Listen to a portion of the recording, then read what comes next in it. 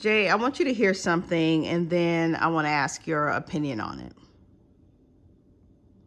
That white folks are planning for 3 generations and we're planning for Saturday night, right? Because all brothers and sisters is to win, not to look like we're winning. I would rather carry a plastic bag with $5,000 in it than to carry a $5,000 Louis Vuitton bag with $100 in it. Louis Vuitton winning, Nike is winning, Gucci is winning, Armani is winning. You ain't winning. We are the consumption class. They are the merchant class. They make stuff, we buy stuff. It is interesting to me that the rich stay rich by pretending to be poor, and the poor stay poor by pretending to be rich. And all the statistics tell us this. The Institute of Policy Studies, April 2017, the Economic State of Black America said, and I give you the final quote from that 300-page study which no Negro read, that by 2053, 10 years after the majority becomes the minority, if nothing changes among African Americans, household median wealth will be zero. In effect, we will have worked our way into a second slavery. Try to operate in a market-based economy and a democratic capitalistic society without money. Let's see how that works for you.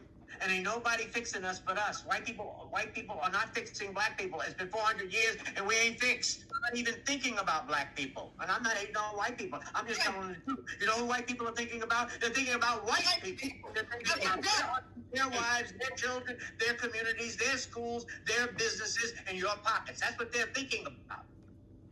Now, that was Dr. George Fraser speaking. And the part that stuck out to me the most was, black people are poor while looking rich. White people are rich while looking poor. And we hear that come up a lot, especially when it comes to talking about black wealth or wealth in our community. But when you hear that, Jay, what comes across your mind? Clown. And I say that because, it's always somebody sitting there with the bullshit ready to say what they say about our people. And it's somebody that's like that look like us that's saying it, but they never give the real. It's just that it's the sound bites. Now, yes, there is a good portion of black people wearing Louis Vuitton bags, but it's not the majority. It's a minority. Because they just, you gotta understand, if this is the real talk. If Louis Vuitton is a phenomenal business, like if you are an investor or if you're a business owner, you know that this is a phenomenal business, right? They would have Louis Vuittons in black neighborhoods if all those black people you talking about was buying those fucking bags.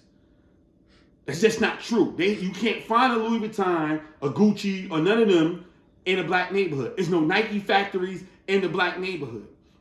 Them little kids who are sitting outside buying those shoes, those Jordans, at an alarming rate to resell are white kids, Asian kids. It's not a bunch of black kids that's doing that.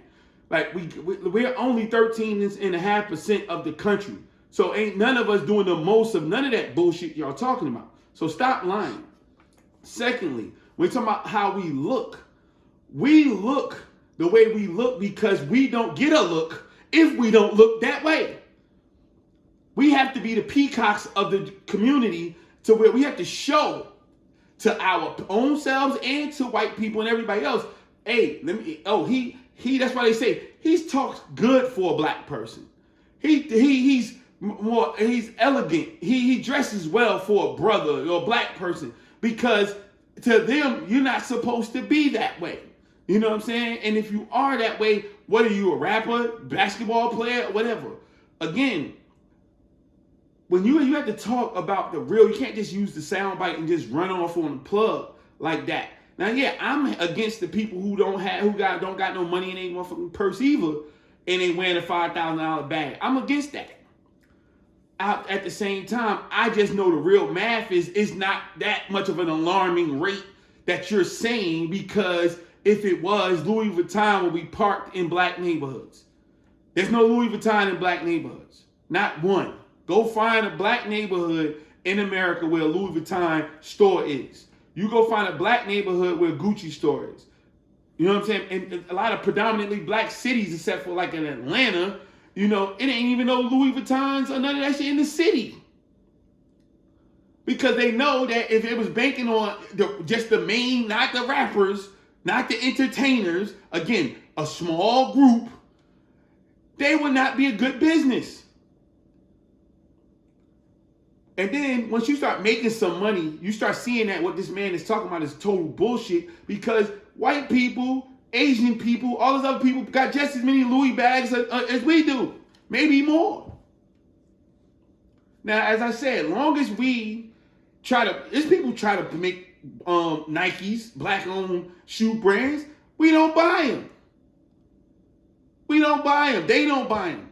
Now, one thing I would agree is when we make our business, we don't have other communities in mind when we make our business. That's the only way we're going to catch up, is getting other communities to buy from us.